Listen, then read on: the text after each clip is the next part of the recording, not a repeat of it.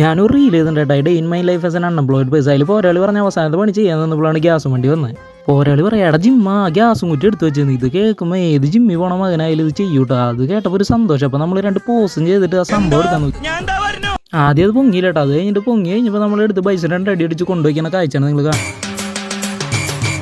പോരാളി വരുമ്പോൾ പോരാളിയുടെ അടുത്ത് ചെയ്യണല്ലേ എന്ന് പറയുമ്പോൾ റിയാക്ഷൻ ആയിട്ട് കാണാം.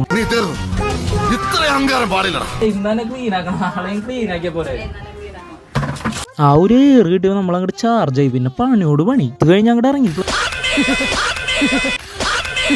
അത് കഴിഞ്ഞിട്ട് മീൻ പിടിക്കാൻ പോയപ്പോഴേ ഇതും പറഞ്ഞിട്ട് അവൻ പോയപ്പോഴേ വേറെ ഒരുത്തൻ കാണിച്ചു കാണും.